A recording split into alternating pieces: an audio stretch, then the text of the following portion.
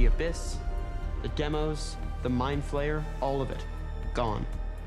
Stranger Things a passé près de 10 ans à construire un univers incroyable, et certaines questions cruciales restent sans réponse avant le final de la série. Tu vas m'écouter très attentivement. Tu vas l'aimer, cette histoire, c'est garanti. Bagarre, duel, torture, vengeance, géant, monstre, poursuite, évasion, grand amour, miracle.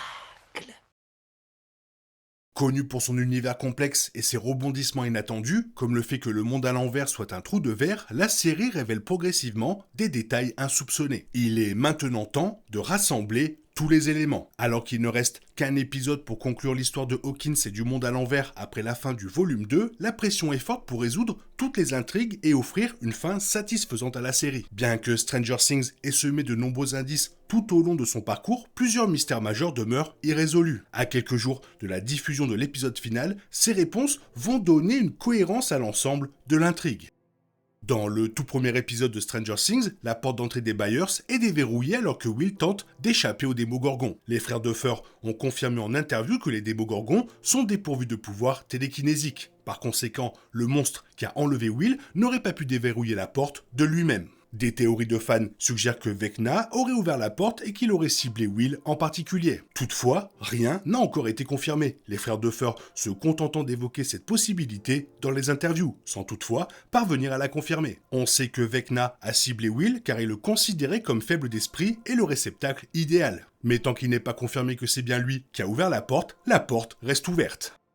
À la fin du volume 1, on apprend que la source d'énergie dissimulée dans la base militaire est Kali, alias numéro 8. Dans le volume 2, Kali dévoile son plan pour mettre fin aux expériences de la Dr. K, suggérant que elle et 11 se sacrifient après avoir tué Henry et refermé le portail. Bien que Kali agisse peut-être avec de bonnes intentions, souhaitant empêcher la création d'autres Henry, la saison a également laissé entendre qu'elle n'est peut-être pas l'allié que les fans pensaient au départ. Hopper se méfie de ses intentions, et le fait que Kali appelle Henry frère a alimenté les spéculations selon lesquelles elle travaillerait à ses côtés. Le final révélera peut-être les véritables intentions de Kali, qu'elle soit amie ou ennemie, et ce qu'elle réserve à 11 et au monde à l'envers.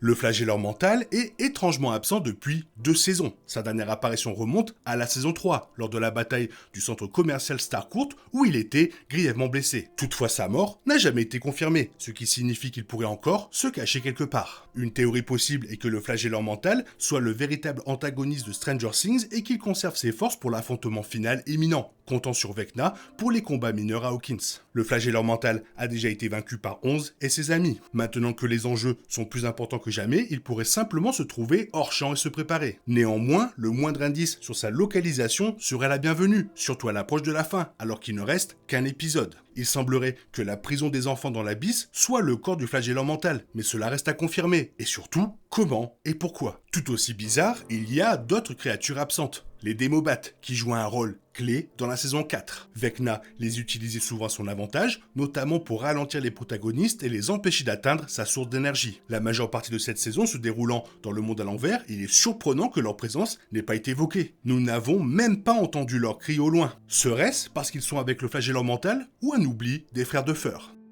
Ce moment est bref, mais il recèle des révélations surprenantes. Dans le volume 1, Max voyage à travers une série de souvenirs de Henry après être tombée dans sa transe. Elle se retrouve plongée dans son époque au lycée de Hawkins, où elle trouve un prospectus pour la production scolaire d'Oklahoma, mise en scène par Joyce. Les parents de Mike, Hopper et le père de Eddie faisaient également partie de la distribution. Un personnage nommé Patty Newby y figure aussi, bien qu'elle n'apparaisse pas dans la série Netflix. Cela signifie que Joyce et Hopper connaissaient Henry et ont même travaillé en étroite collaboration avec lui. Il est peu probable qu'il ait oublié toutes ces années plus tard, surtout avec tout ce qui se passe à Hawkins. La plupart des personnages appellent souvent Vecna Henry. Le lien aurait pu être facile à établir. Les événements de la pièce de théâtre sont relatés dans la pièce The First Shadow, où Patty Newby fait également son apparition. Plusieurs moments intenses se sont déroulés lors de la mise en scène, en particulier pendant la représentation. Cependant, ce sujet n'a pas été abordé en détail dans la série. Il est donc peut-être trop tard pour l'approfondir dans le dernier épisode.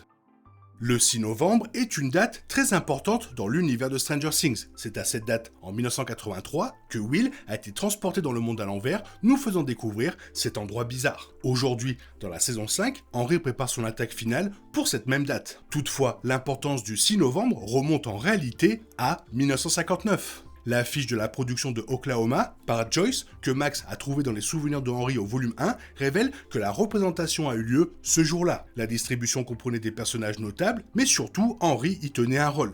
Un événement important s'est produit à cette date à 3 reprises au cours de la série. Il est donc clair qu'il ne s'agit pas d'une coïncidence. Quelle est la signification profonde de cette date? L'histoire de The First Shadow est centrée sur les événements de la pièce de théâtre scolaire de 1959, et il est évident que des choses importantes s'y sont déroulées. Serait-ce ce qui a établi le 6 novembre comme important?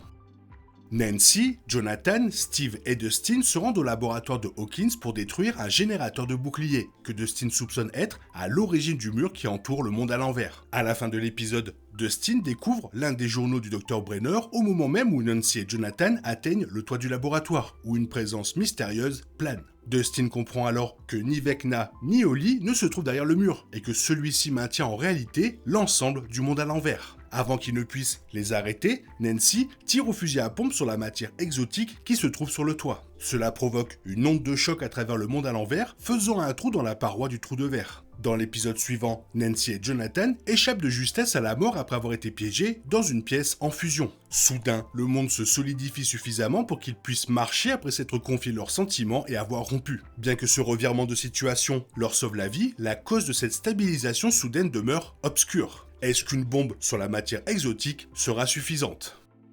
L'intrigue de Ted Wheeler est passée au second plan. Karen est apparue dans l'épisode 6, prouvant qu'elle est vivante et, puisqu'elle marchait et semblait prête à se battre, sa convalescence semble se dérouler sans encombre. Ses blessures étaient assez graves, ce qui rend son retour d'autant plus miraculeux. Mais on n'a jamais vu l'étendue des blessures de Ted. Mais on a appris qu'il était lui aussi dans un état critique. Si ses blessures étaient similaires à celles de Karen, sa guérison est un bon signe pour lui également. Aucun membre de la famille Wheeler ne s'est récemment renseigné sur son état, ni ne lui a rendu visite, ce qui ne nous donne aucune indication sur son sort avant le final de Stranger Things. Piégés dans le monde des souvenirs de Vecna, Holly et Max durent explorer le passé du vilain pour trouver la sortie. Dans la grotte où Max s'était réfugié car c'était le seul endroit où Henry n'osait pas s'aventurer. Holly découvrit un puits de mine menant à un autre souvenir. Dans ce souvenir, un scientifique ensanglanté tenait une mallette dans une main et un pistolet dans l'autre. Le jeune Henry tomba sur lui et tenta de l'aider, mais le scientifique paranoïaque lui tira une balle dans la main. Henry riposta et tua l'homme avec une pierre. On ignore pour l'instant qui est cet homme. Il est possible qu'il soit insignifiant dans l'histoire et simplement un employé de laboratoire chargé du contenu de la mallette. Mais en l'absence d'explication, les fans spéculent, jouera-t-il un rôle plus important dans la transformation de Henry ?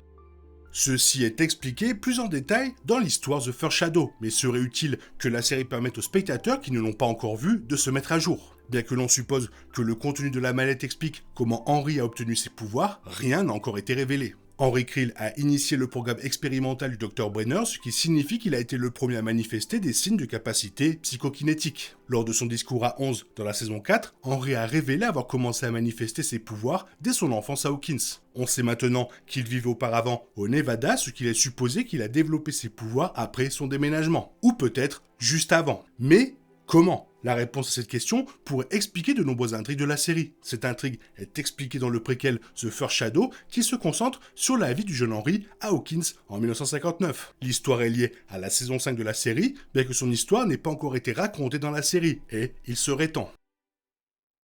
Il y a encore pas mal de choses à aborder dans ce final. En 2 heures, ça va être chaud, et j'espère que ce sera bien fait. Et j'espère aussi que ce ne sera pas un final à la Game of Thrones. Toi, qu'est-ce que tu aimerais voir? Qu'est-ce que tu en penses? Fais-le moi savoir dans la zone commentaire. Et sinon, comme d'habitude, bisous bisous bye bye, et bonne fête de fin d'année. T'es toujours là, toi? C'est fini. Rentre chez toi. Allez, dehors. Naï, naï, naï.